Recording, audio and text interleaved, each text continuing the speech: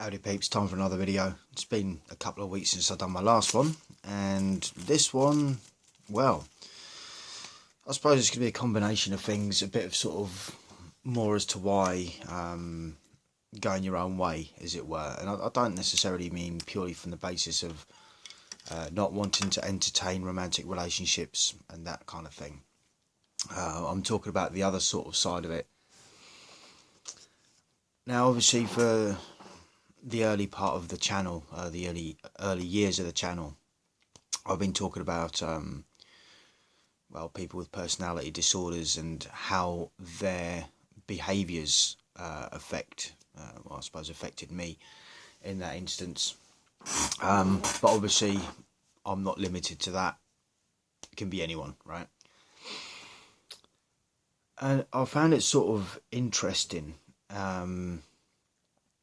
Just by pure means of observation, and look, this isn't about me going around saying, oh, this person has that, and this, you can just pick up the little traits that they have, the behavioural patterns, the way they treat people, also the way they treat other people by comparison to others that you could argue hold close or something.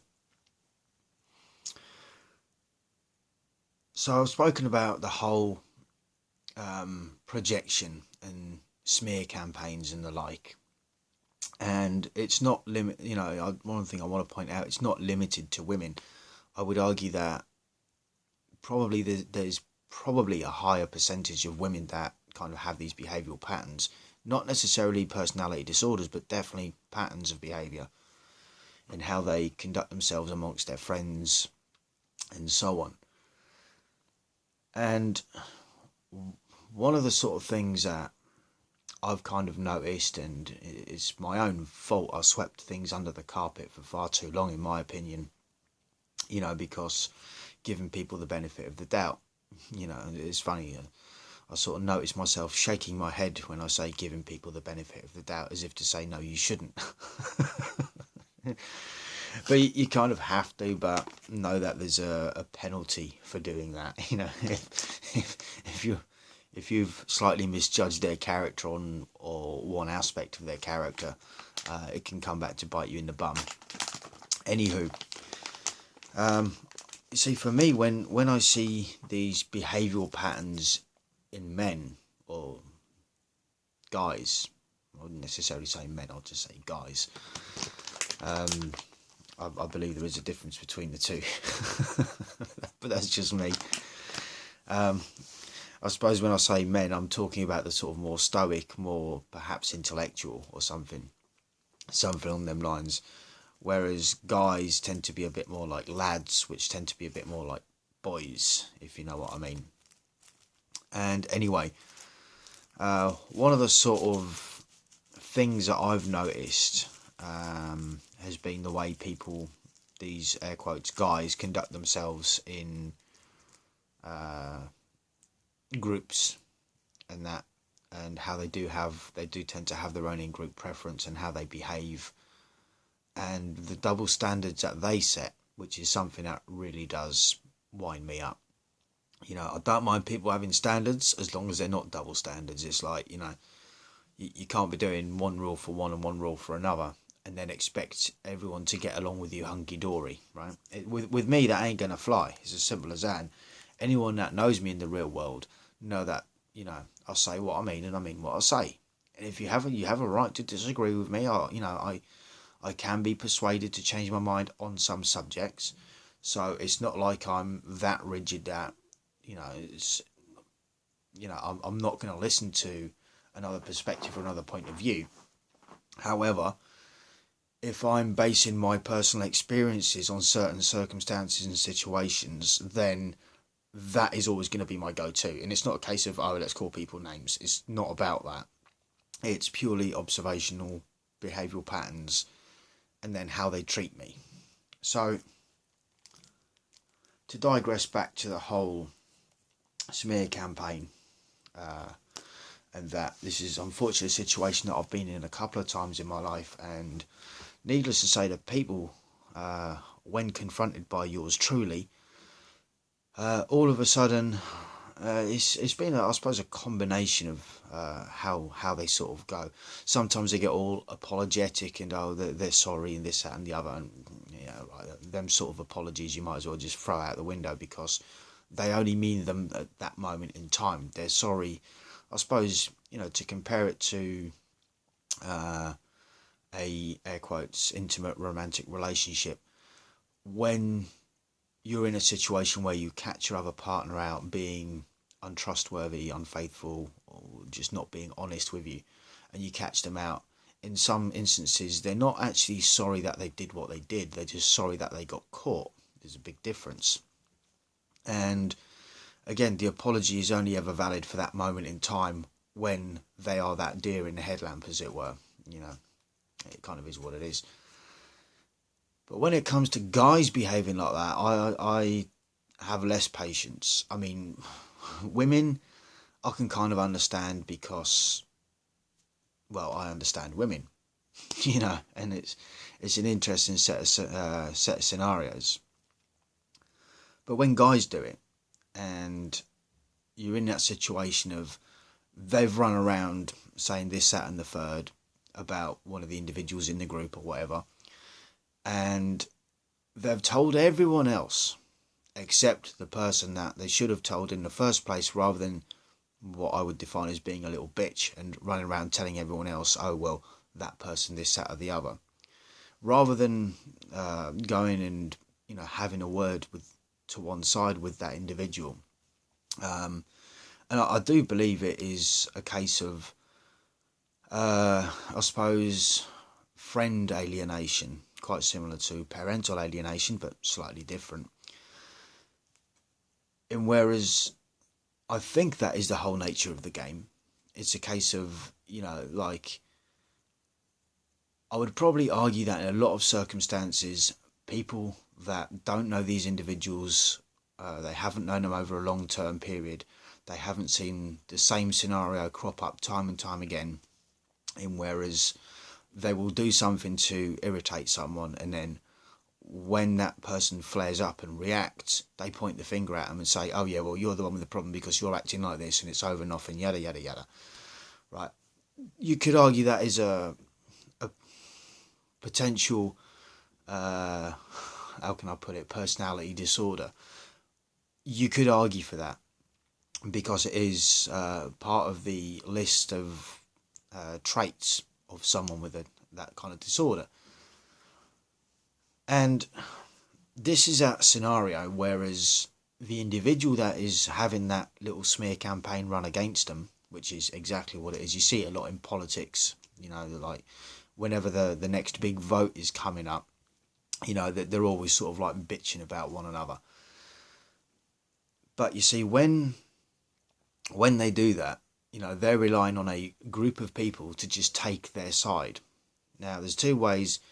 Being if you're being that individual, you are that individual that smear campaign is being run against you, you'll find that a lot of the time, that little group of friends that you have is reduced significantly to probably a bunch of people, and you're going to get several sort of viewpoints out of it. You're going to get the people that are just going to agree with the person that's been running around doing the smearing campaign, and just because they're just as bad as them, in my opinion, right? Then you're going to get people that sit on the fence. These are people, a lot of the time, they're in your group, right? They're in your little social standing, social group, whatever. And whereas they don't want to get involved and they'll sit on the fence, but unknowingly to them, they will take the side of the person doing the smearing, regardless of whatever history they have with the other person, however many years they've known them, whether they've been there for each other as friends. Sometimes that can all go out the window. And even by doing nothing, right, by not, air quotes, taking a side, they kind of default to that of the person running around doing a smear campaign. Again, you see a lot of this within sort of romantic relationship breakdowns and so on, whereas the women will turn around and be like, oh yeah, well, he does this and he never does that, and it's just the same old thing. So people tend to build up this picture in their head of what this other person is like, when in reality they have no actual real idea of what is actually going on behind the scenes. It doesn't click that they're being manipulated, which technically is exactly what it is. So by sitting on the fence and doing and saying nothing and not wanting to get involved, they are, in my opinion, defaulting rather than doing what they should be doing, which is taking the side of the person that they've known the longest, the person that has, there's never any drama with them. There's never any issues. If they've got a form of problem, then that friend will be there for them, whether it's lending an ear to listen to something, or maybe it's some assistance that they need in a more physical sense, in terms of, I don't know, moving or whatever, right? Or there's something that the other person knows, and all of that tends to go out of the window, and like I say, they default to that of the smearer. And it's unfortunate. It's a double-edged sword, because from my perspective at least, because I would rather have people that know and accept that you're a good person and that you mean well and all of that, and that you're genuine and that you're legitimate and that you don't have that thing of run around being a little bitch, right? And they will take your side and they will stand by you no matter what. That is a definition of a true friend, right? Or even those that go as far as investigating, asking questions to both people and trying to make up in their mind, well, what's actually going on here, because this person has said that about this other person, and I know that to not be true. And so if they're doing their own investigating and then they choose the other person's side, the person that is doing a whole smear campaign and that, then look, it's quite simple. Chalk it down to experience and write them off. They ain't your friend. It's as simple as that. And it's a sad time. Make no mistake about it. But it is what it is. And again, like I said, you do see a lot of this in romantic relationships where, if you're friends with lots of couples and you break up with your partner and you go your separate ways, a lot of the time everyone is going to take the side of the woman. I don't know why. I honestly, I think it's a combination of things. Is because generally the women, air quotes, get on with each other with their own little competition or whatever it is that they got going on, wherever that applies. And the men don't want to upset their missus by calling things out for what it is. So in other words, the men would rather lie to themselves and lie to their partners rather than do the right thing and stand by the person that was actually in the right, But this is the nature of the game, sadly. And, sort of with all of that, it does become incredibly difficult to want to make new friends, because it's sort of like, especially if you've been through it a few times, you really tend to be a bit more, I wouldn't say defensive. It's not like you're attacking, not attacking, but questioning everything that you get told, and otherwise you just end up driving yourself crazy trying to figure out if someone is being legitimate with you or not. And that is something that I personally don't have a great deal of time for. It's like, no, I expect honesty, loyalty and respect above all else. And if someone has shown me repeatedly that they cannot be those things, they don't bring that to the table, then if I'm honest, I don't want them in my life in the first place. Why would anyone want someone that doesn't hold those three core basic things of an actual friend, right? Especially when you think that they've been sort of running around and chatting crap or whatever behind your back and whatever the scenario may be, and then have the audacity to point out like you're the problem. It's like, yeah. So I suppose in that one, any friends that you do lose, air quotes, friends that you do lose through being in that scenario, I suppose akin to the saying of she was never your girl, right? Well, they were never your friend. It's as simple as that. And look, sometimes it can be quite a painful thing. You might have 10, 15, 20 years or whatever the case may be worth of air quotes friendship But when it comes down to one person who's out of the sort of sidelines, as it were, comes in, and if these people aren't clever enough, and that's what it comes down to, it's not to do with intelligence. It's just a case of, like, if you ain't paying attention to how these people operate, and you might have seen several times that there might have been 2 or 3 other individuals that they got the similar sort of treatment. Well, it speaks for itself. And if you think that one day that isn't going to come back around on you, then you've got another thing coming, because it's always someone else's turn.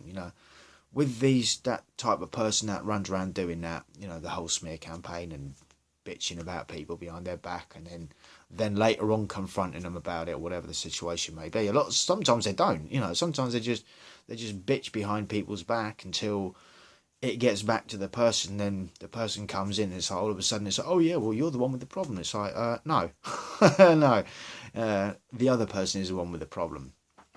And again, that is a cycle that you're going to see repeating itself time and time again, unless you off them out of your life. Just walk away. There's no point in getting involved in that, because it's never going to end well for you. And it's sad. It's sad. And a lot of times these guys these people, they'll claim about, oh yeah, their experience in life, and their